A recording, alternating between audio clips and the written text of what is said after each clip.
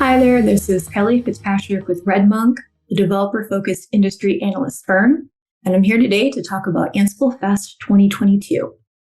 Now, Ansible is an open source automation technology that is supported by Red Hat, and Red Hat also has a number of commercial offerings such as the Ansible automation platform. Now, I have a lot of takeaways from this event. There were a lot of announcements, a lot of components of the event that I could talk about, but for the sake of brevity, I've narrowed down my impressions to a few key takeaways. Now, first and foremost, this event was the first AnsibleFest that was held in person since the COVID-19 pandemic hit. The event was held in Chicago entirely at the Sheraton Grand, which is on the Chicago Riverwalk. The Riverwalk is a 1.25-mile path along the Chicago River, and the initial opening night reception was supposed to take place outside along the Riverwalk, but because the forecast called for snow in October, the event was moved inside.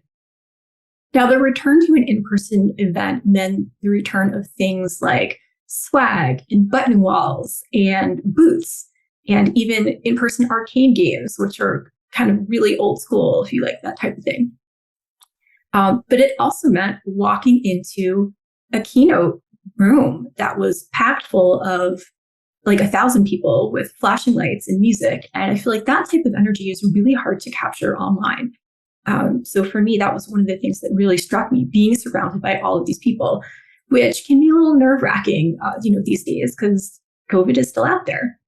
Now, the next thing I want to comment on is communication and collaboration, which is perhaps not a surprising topic, given that this is the first time that a giant piece of the Ansible community has been able to gather in person.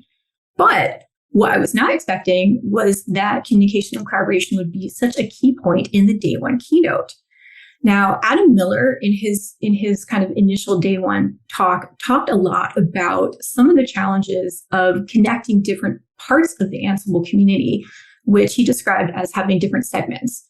Ansible is a very kind of flexible automation technology and is used in different ways and by different constituents.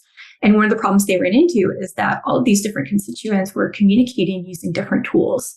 Some using Discord, some perhaps older technologies. So one of the things that Adam talks about is needing to find a solution that would allow folks to kind of use the communication channels that they are used to, but also kind of communicate across channels. So he talks about something called Matrix, which is a technology that they use to kind of bring all of these folks together. And I really like that one of the examples in his keynote of kind of, why they decided they had to do this is that there were a group of tech writers associated with Write the Docs who wanted to work on Ansible documentation, but needed some communication channels in order to make this collaboration happen.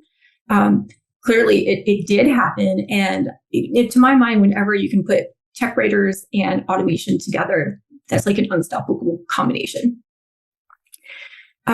Next thing I want to talk about is event-driven Ansible, which was announced as in developer preview at this event.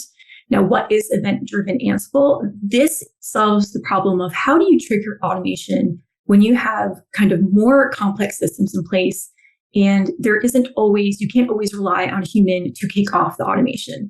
And in fact, one of the things I've heard about automation, one of the kind of negative things about automation is, oh my goodness, automation is still something that requires a human to kick off.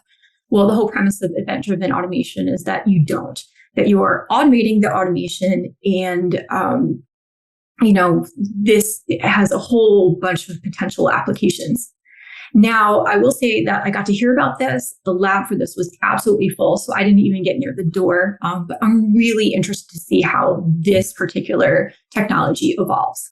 The next announcement I want to talk about is around Project Wisdom, which is still in very early stages. Project Wisdom is a collaboration between Red Hat and IBM, and it is an AI model that is used to generate Ansible playbooks from inputs based on just kind of typed in English. So it translates requests in English into functional pieces of code. I did get to see a session on this, so I got to see a demo. Again, it's in very early stages. And one of the asks coming out of AnsibleFest in this session is that Project Wisdom is asking for help from the community because they are still in the process of training the models. So they're looking for examples. They're looking for data to help train the model. And who better to look for this type of data than the community who is actually using Ansible in ways that often the people who are in charge of making products don't always know. Like, user information is probably some of the most valuable things that you can get, especially when you're doing something like training an AI model. Now, the final takeaway I want to leave you with actually comes from my colleague, Morgan. I had asked her to give me a couple of her thoughts. And, Morgan, in her background, has worked within the tech industry and is very familiar with automation around things like marketing. And she had noted that she was very pleasantly surprised to see all these other industries taking advantage of automation.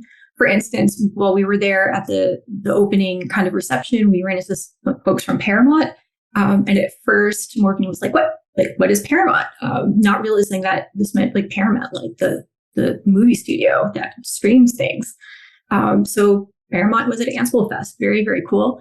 And she was also interested to see educational institutions like Harvard there, as well as, banks like Ally, which I think she had ran into someone and said that they had sent 10 people to AnsibleFest, which is really, really cool.